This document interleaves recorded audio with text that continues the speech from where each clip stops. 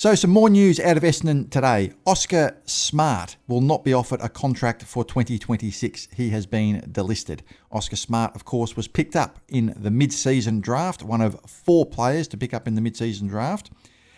And he played a couple of games, didn't kick a goal, unfortunately. Didn't quite make use of his chances. That's unfortunate. He did have a few shots on goal, but he just wasn't able to put one through the big sticks in the games that he played and just didn't quite show enough at AFL level. It's kind of like an audition, isn't it, for him? He had that 3 or 4 games to play just to audition and make the most of his opportunities. And unlike, say, McMahon, who did make the most of his opportunities, Smart couldn't quite do it. It's unfortunate, but that's just the tough breaks that come with being an AFL footballer.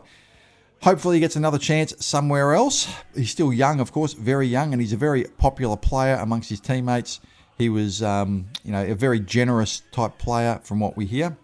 And let's hope that he does get an opportunity somewhere else. It's not really a surprising delisting. I've sort of looked at the team on paper with our 47 players on our list. And when you sort of look at the uncontracted players and the contracted players and you start doing the mathematics of it, you start to sort of work out which players are likely to get delisted and which aren't. So that stands now that 7 players are gone. Davey is gone. Shield is gone. Laverty is gone. Menzies is gone. Draper is gone, Goldstein is gone, and now Oskar Smartt is gone. That leaves Ben Hobbs, Luamon Lual, and Will Setterfield. Now, that brings our list spots down from 47 to 40.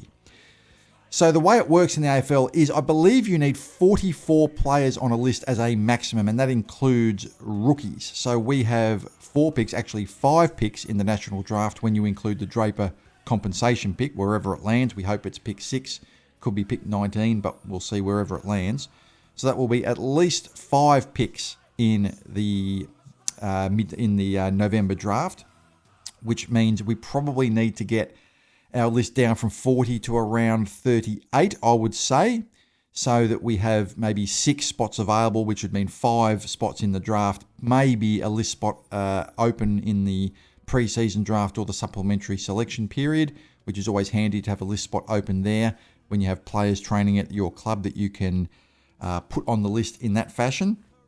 And so we still need 2 players to go, I think. Now, there's a couple of different ways that this can happen. We could, for example, trade a contracted player in the trade period for a future pick next year.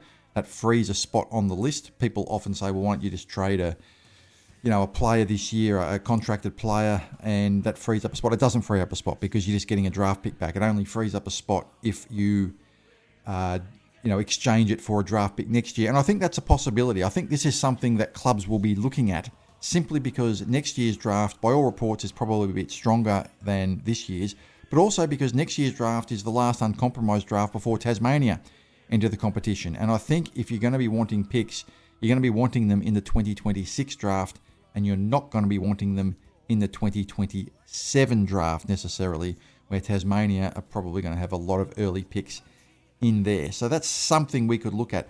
But just looking at the last 3 players that we've got, Hobbs, Lual, and Setterfield, that's a very, very tough decision, working out who goes out of those, because at least one of those players will have to go. And I wonder what you guys think in the comments, because at least one, and maybe 2 of those have to go. We can get away with getting rid of one of those players and maybe trading a contracted player for a future pick in the draft, which could free up a spot.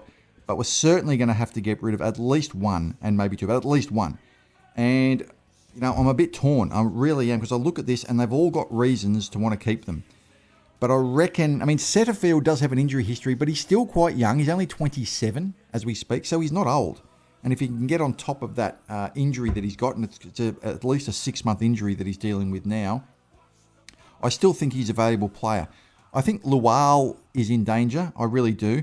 I know the narrative is often keep the younger player, but they also have to be good enough. And he showed a bit. I like his attack on the ball. He's a good tackler. But is there that much scope for improvement with him? I don't know. Hobbs also is an interesting one. You can trade uncontracted players. Do we trade him? But then again, like I said, does that free up a list spot? Not necessarily. I think it's probably between Lual and Setterfield if I'm to look at it, and we'll find out in the next in the days and weeks ahead. I'm just really not sure. It's if I was pushed, I would say Lual probably gets delisted. That would be my prediction. I don't really want that to happen, but when you've got 40 list spots now filled and you need to get it down to 38, and you got those 3 players left, unfortunately, there's going to be a tough decision in there somewhere. I would think Lual's probably in trouble. I get Setterfield's injury history, and look, you could sell me on delisting Setterfield. You could sell it to me. But I still think we need some experience on the list. We have one of the youngest lists in the AFL, and Setterfield is an experienced player, and he still has, if he can get on top of his injuries, and I know that's a big if, but he still has potentially another 4 years to go. Right? He turns 28 early next year.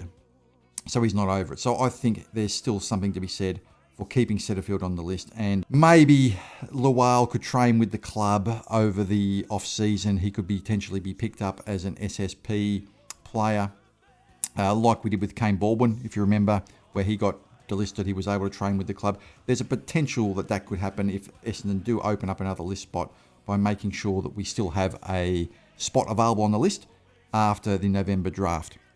So the news, Oskar Smartt is delisted.